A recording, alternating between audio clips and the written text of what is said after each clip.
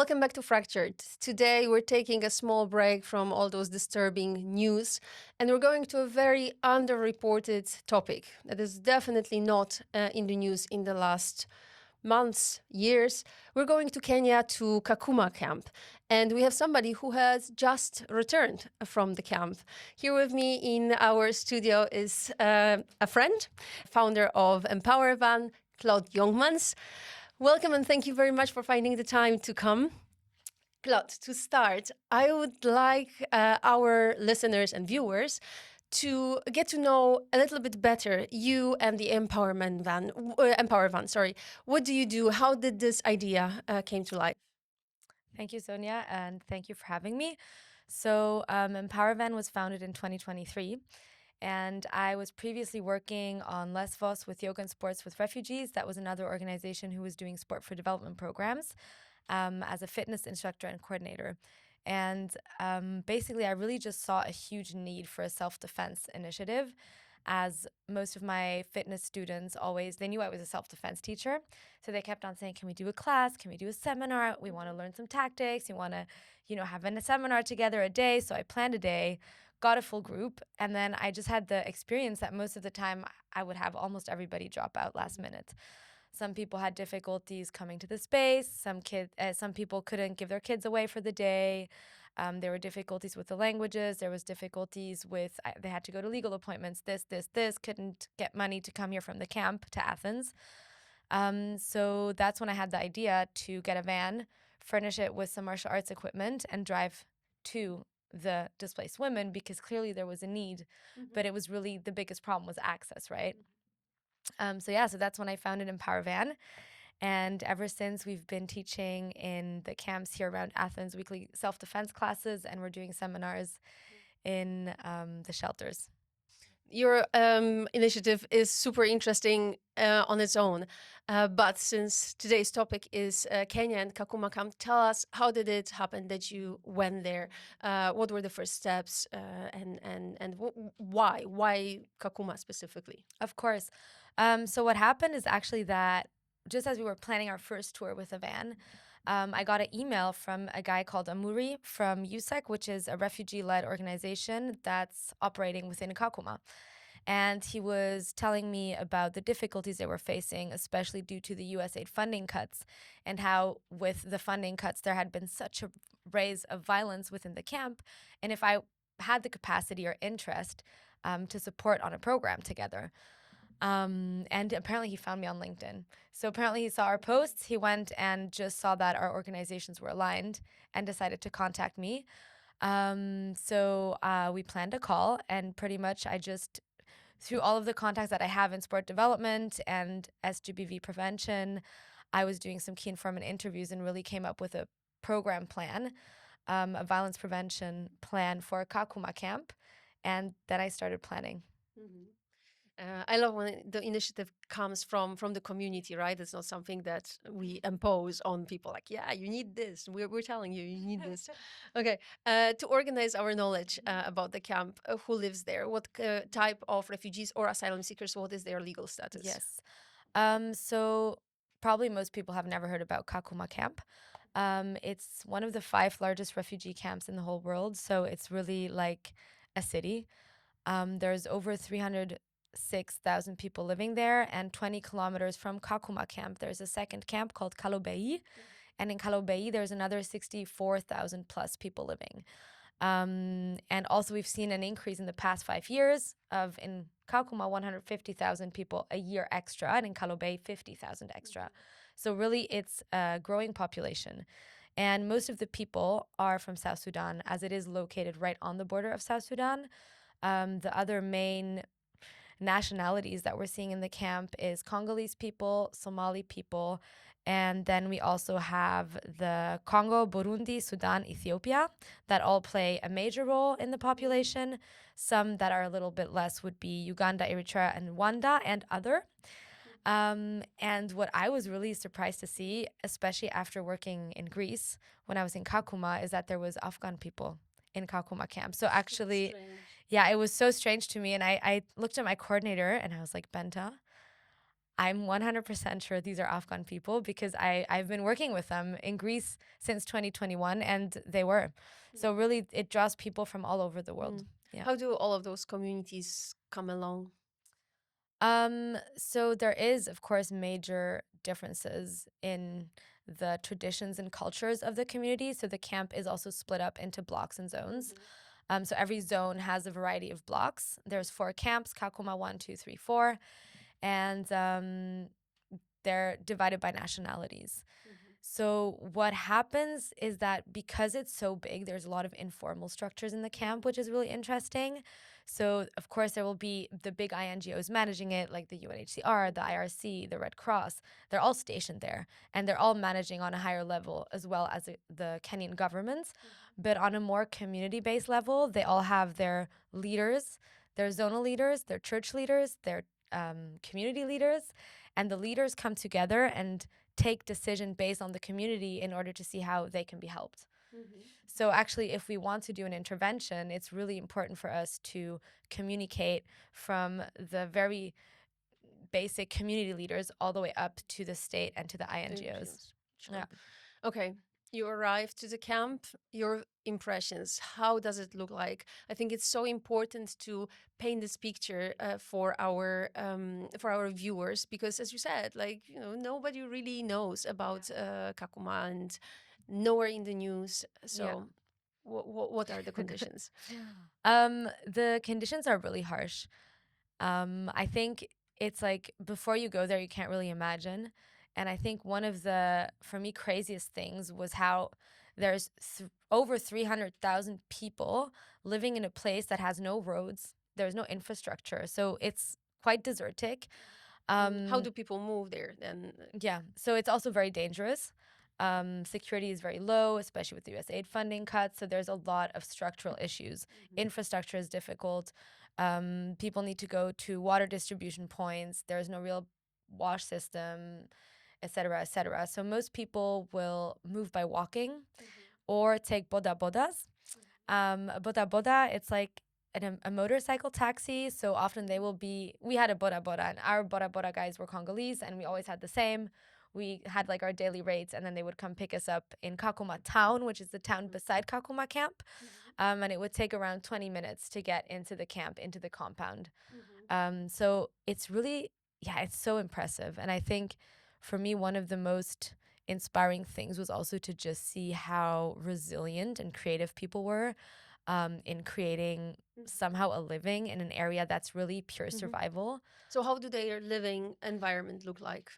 So basically everybody's living in like metal sheet houses. So they have wood, and then they just have the metal sheets. Some of them are living together alone. There's markets. So it's really like a city. There's markets that will be central points. And then outside of that, there's the houses with the metal sheets. And most people, to go to the bathroom, there's just a hole in the ground. They will have some sticks and sometimes some tarp to protect them. And then all of the community-based organizations try to have an own space. So every space that we go to do an intervention will be within a compound.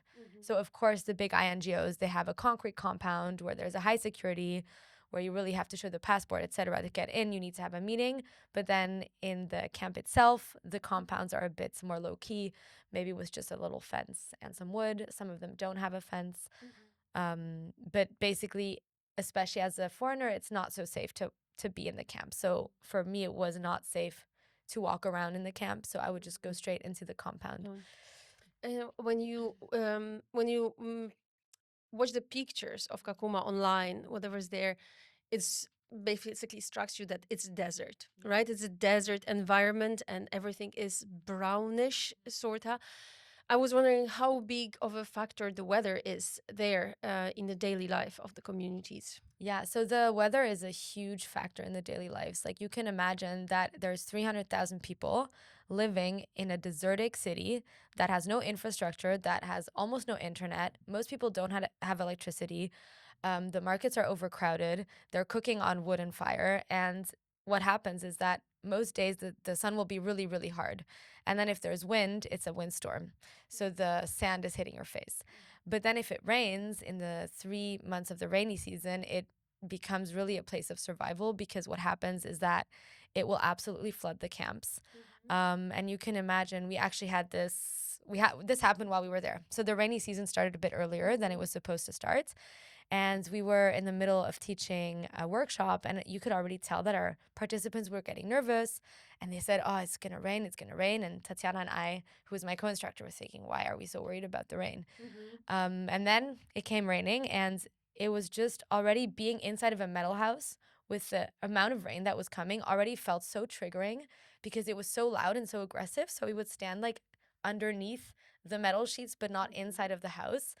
Of course, the roofs were starting to leak, and one of our participants was in a lot of distress and said she had to leave because she was living around the compound. So basically, she ran away, and we were seeing her with like a metal pick, trying to divert the water into another direction. And soon after that, the families started running out of their house with books. The father was carrying a mattress. So basically, the rain can just mean that you will lose your house. The rain can mean also that you can lose your life, because there's flash floods and people don't know how to swim. And in the end, we had to get kind of like saved out of the camp. We had the luck that there was a visitor there. So there was a Jeep, a big car. And as we were going out, you could really see rivers forming and rows of kids holding hands, trying to pull themselves through the water to get home. It was pulling houses with it, infrastructure. So, I mean, this is crazy, right? If you're already, the rain can really mean losing everything.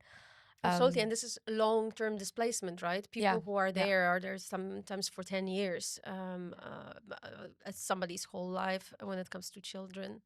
I was wondering, the camp is on Kenyan territory, but inhabited by some local tribes, right? Are there any is there any integration happening between the residents of the camp and the locals? Yes. So actually, this is really interesting. So Kenya has 42 tribes, and the Kakuma camp is in Turkana County, which is inhabited mainly by Turkana people. And Turkana people, you can imagine a bit, you might have seen a Maasai, so they're very long, and they have these like, they're wearing kind of drapes. The women have these beaded necklaces. So it's a society with a lot of culture and a lot of traditions. And for them, having cattle is really, really important. So actually what happened when Kakuma started being there as a refugee camp, the Turkana people had told the government that they can't have the camp on one of the certain fields.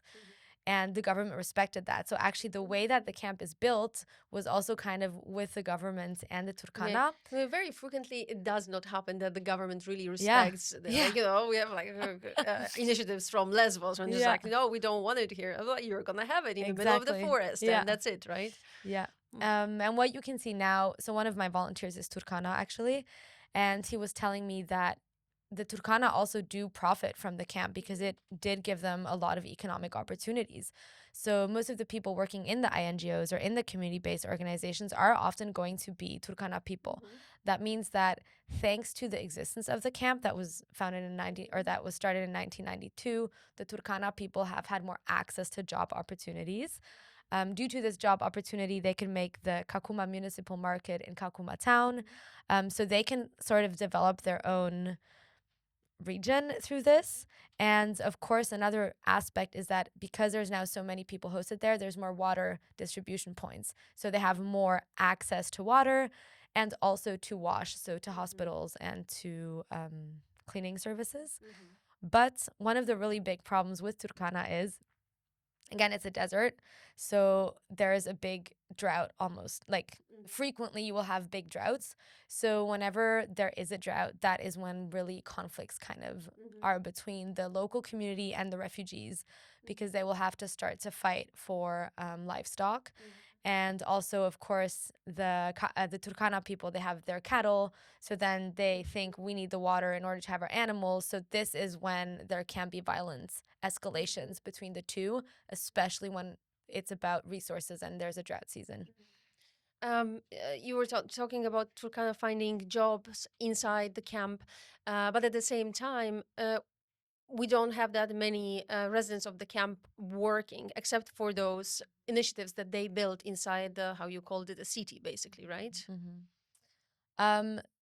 Yeah, so this is actually really interesting because of course, I did my research online, and there it says that people who are refugees in Kenya are able to work with a permit. But most of the people that I was talking to in the camp that are refugees accepted status themselves. They were all saying that they can't really access a working contract. They're not able to get a working contract. They're not able to being hired. If there's any position, it's going to be a very low paid position. So what happens is that a lot of people form their own initiatives, form their own community-based organizations and try to work like this.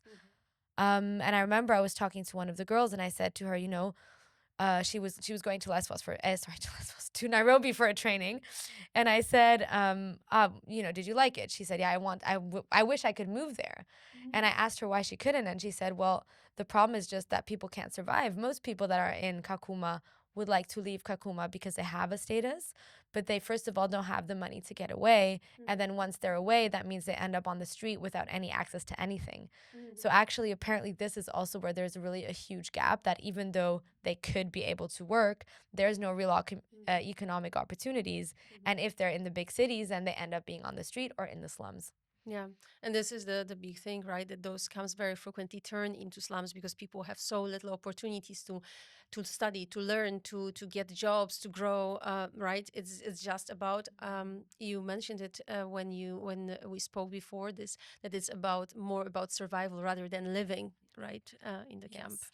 And I think so. What has happened actually, I'm working with two Kenyans, and they have had a long experience of working in the slums in Kenya. And they said for them, like the conditions are way worse actually. So maybe this is a good reference for people that don't know about Kakuma. And also what has happened now, especially with the USAID funding cuts, there's just been such a huge increase of violence. There now has been, because there's such a gap, there's such a hole in the budget that needs to be covered, and there's so many people, and it's increasing. So the government has now implemented a new cash assistance system, which is called the differentiated cash assistance, where there's 4 categories. Category 1 and 2 get cash assistance and some food. Category 3 partially gets some support, and category 4 is supposed to be self-reliant. But in reality, there's nobody who's self-reliant in Kakuma. Like, it's not possible if you really look at the conditions. But I can imagine the anger of people in category 4, that is, people who are getting now nothing, and the others are still. So now what's happening is that there's a lot of robberies within the camp. So people who are now in category 4 do not have enough to survive. So now they're starting to rob the other people in Kakuma. And a lot of the girls kept on talking about these lagers, and they were really afraid to go through them because what happens, again, as I said, the weather conditions are really harsh, and there's these rivers that form for a period of time, but then after they're gone, it leaves a hole in the sand. So if they will have to go from A to B, they don't have money to pay a boda boda. So they will have to cross the lager. And in the lager, there's going to be a lot of bad people or robbers who are hiding to take advantage of them being hidden because it's kind of underneath the level of the earth. So a lot of them were saying that it used to not be this bad, but now in the lagers, there's so many people trying to rob you. Even when we were going into the camp, we were always passing like armed guards. They would get bribe from people. So there's armed guards. They were telling me for a while there was people with a machete attacking people on the way into the camp. And also one day we were going back from the from the classes, and I had my camera because I was taking pictures and my laptop with me, and there was a bubble of like 20-30 kids that just started closing the road in front of us, and I just thought, oh my god, I'm gonna lose my most expensive things. And you could already see that the people, they didn't have such a good intention, but we were with 2 refugees from the camp as Bora Bora drivers. They talked, we continued, and the Bora driver said that basically what happens is they have no money, so they make the road and then they ask you for bribe in order to get the road cost covered, and they had already given them money today, so we were good to go. But it's like, I think if you're in the camp, you're always on heightened awareness. Like, there's always this feeling, okay, something might just happen now. So I think it's also this hidden corruption that you talked about, right? That like you pay for like having a meeting with somebody and so on. It's so obvious that you pay for everything. And I think this is also a little bit of a difference between European camps and camps in other parts of the world. I remember in Bangladesh, people would be paid for things that in, let's say, camps in Greece, people do for free, right? And it doesn't come from ill will, or anything like that. It comes from like really extremely limited resources, right? So, for example, people really wanted to have a school, right? They were asking some NGOs to build a school for their kids in Bangladesh, but the NGO had very limited resources. Like, let's build it like a communal way. Everybody like contribute a little bit, and just like, yeah, but it's for our kids, but we have to get paid for it.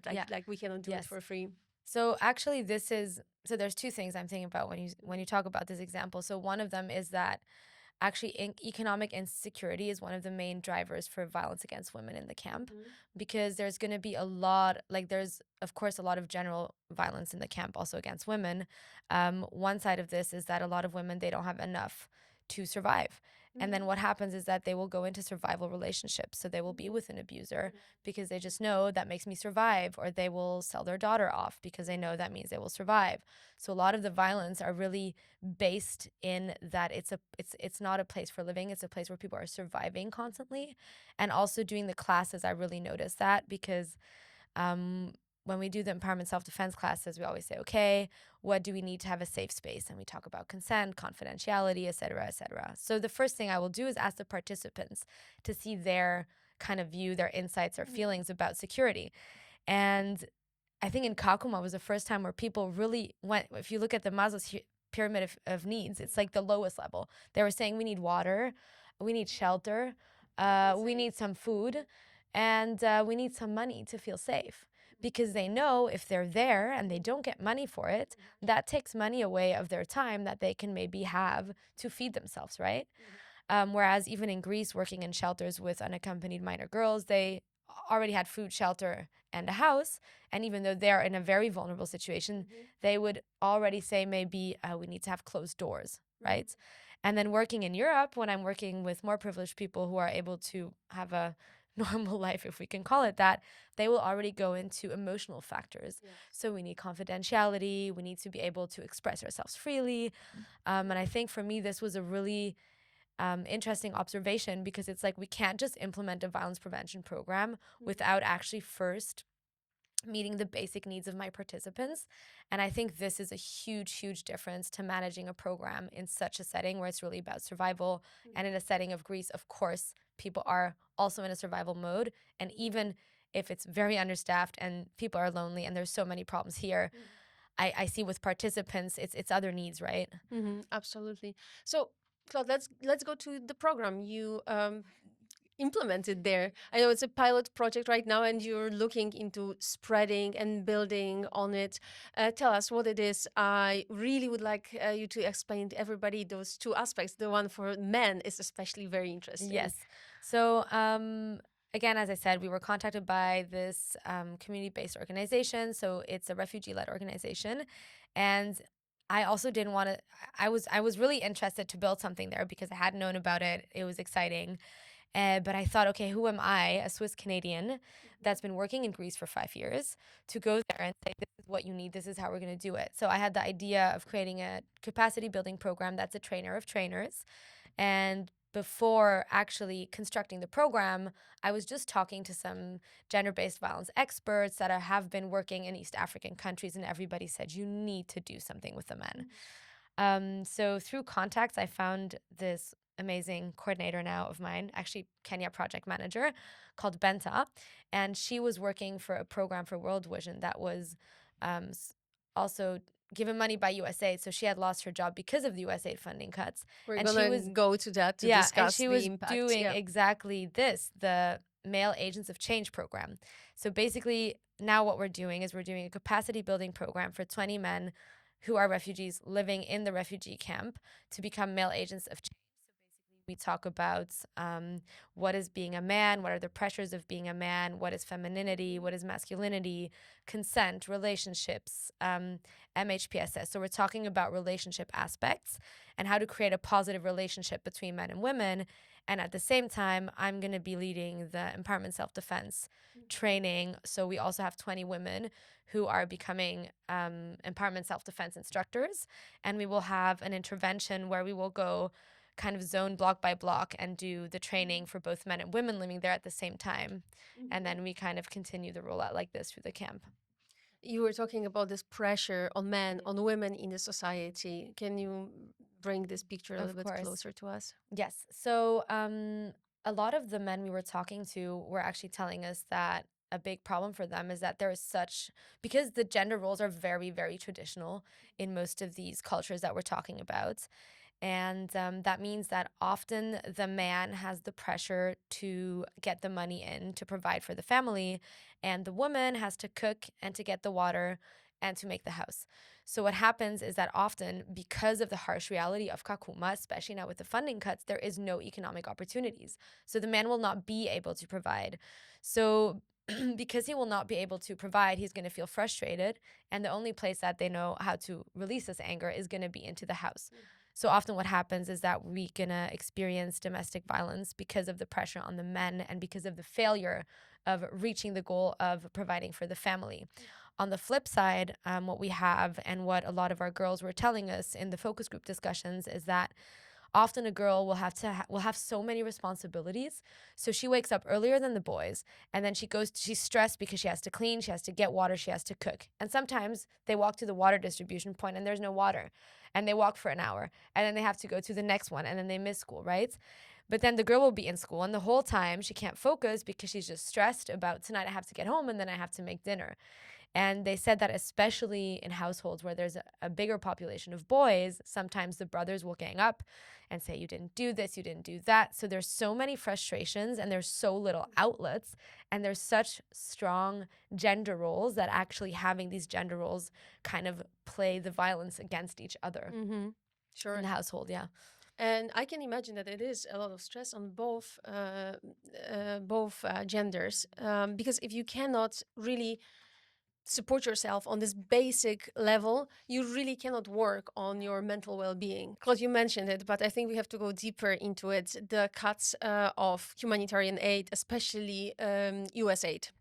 How did it impact people in the camp? Yes.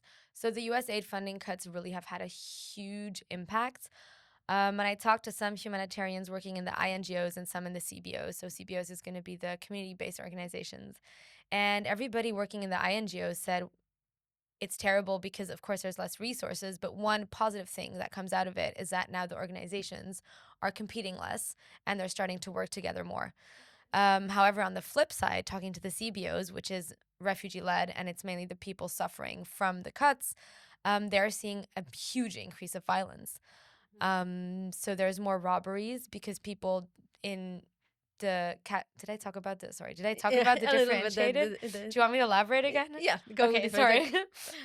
So now what has happened on a more organizational level is that they have implemented the differentiated cash assistance system. So there's 4 groups of people, and group 1 and 2 get a little bit of cash assistance and some food. Group 3 depends, cannot. And group 4 is supposed to be absolutely self-sufficient and gets no support. However, there's no water in Kakuma. Even the Turkana and the people fight over the water in the drought season. There's not enough food. So because of now this cash assistance system, there's more violence within the populations. And this is also bringing more violence into the homes because there's more men that are frustrated that they can't provide for the women. There's more women that don't have an economic opportunity. So what are they doing? They're getting in survival relationships. So actually the USAID funding cuts is not only having a big impact on really the most basic human needs like water, food, and shelter, but really also impacting the violence because it's creating a lot of violence with interpersonal relationships and huge relationships of dependency. How politically aware are people in the camp about this situation? Meaning that it's not that the money just vanished, but it came from a very specific decision on cutting the funds from the US side. So everybody's talking about the USAID funding cuts, but I'm not sure they know that there was a specific president that was in power that decided that. But it was quite interesting. I was having also discussions with a lot of Kenyans and a lot of people in the camp, and they are quite politically aware. And what's happening also there that we don't hear about here in the news is that the Russians are actually getting a lot of Kenyans to go fight in the infantry in the front lines. This is crazy. It's insane. And they're just dying. Like, they're dying in heaps. And apparently they get no training. For them, even 20 degrees is cold. And they're called that they can go for 3,000 euros a month, and none of them come back. But now, since I was there, actually, they have stopped sending them because there was so many protests from the Kenyan mothers. Oh, really? Yeah. Okay. But yeah, so there is a general political awareness from people living in the camp, no matter where they're from. I wonder how the recruitment starts. Like how does it happen that Russians are going into the camp? Okay, it's a big city, so it's not really monitored by anybody specifically all the time.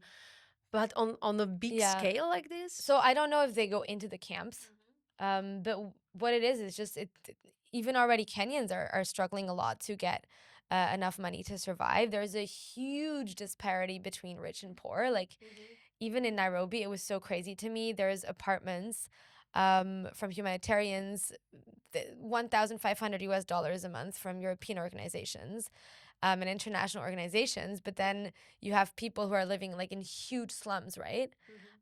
So for me, it was really crazy to see this big disparity. So of course, that also just means that there's a huge needs for jobs. There's a huge need for economic opportunity. So people will just try to get what they can.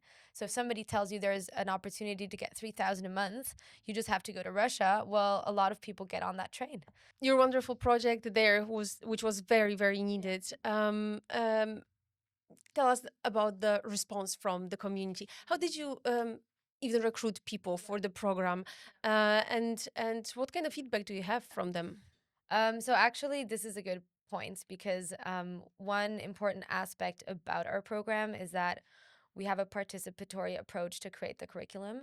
So now I was in Kakuma in order to do a needs assessment, and based on their feedback to our program and based on the focus group discussion, the new insights, we're going to develop methods, and we're going to develop the program around exercises that deals with the problems they're having. So for example, in Athens, you might have the problem in the public transport, somebody gropes you. Well, there is no public transport, right? So I need to understand what kind of markets, what kind of places, like markets or like anything else, walking in the loggers, right? Where are the places where they face violence? So this is, now we're in this process, and the participants were chosen by the two partner organizations in a application process because, again, I think people who are living in the camp facing these challenges are going to be better at finding people who are going to be able to commit. So we just put a framework with specific things that I needed. And from there on, they had a selection process of the participants, which we've already all met. And in June, we're going to go back in order to actually implement the training of trainers. But during the time now, we're having focus group discussions with the participants. And honestly, it's really crazy. Like, it's really, really crazy to see the impact that it's already having. Yeah, tell us about the impact and any success stories from the project. Yes. So overall feedback for a lot of the girls, I'm paraphrasing now from the focus group discussions, with that they are now more optimistic about life. And they said that now they actually feel that they have tools to respond to violence and that they can walk around feeling more confident. And in particular, there was one girl's story who really struck me, who is incredible for me. So she told me in the focus group discussion that she was walking with her sister and they were going down the logger. And she said that they saw two men, and normally she would try to look down and continue walking, but she remembered what we learned in the course. You have to assess the situation, and she told her sister, okay, I think they're going to try to rob us. So they put the bags on their back, and they were being aware and walking slowly and looking at them. The men came up to them, they groped the sister, and then she said, let's run. So they ran, and the man took her wrist, and she did a wrist release technique, and they got free. Nice. So this is really, really, for me, crazy that after already doing one 8-hour class, they were already able to master some physical defense techniques and to maybe get into a situation that still was difficult, but actually they got out of it with their bags and with being fine in the end.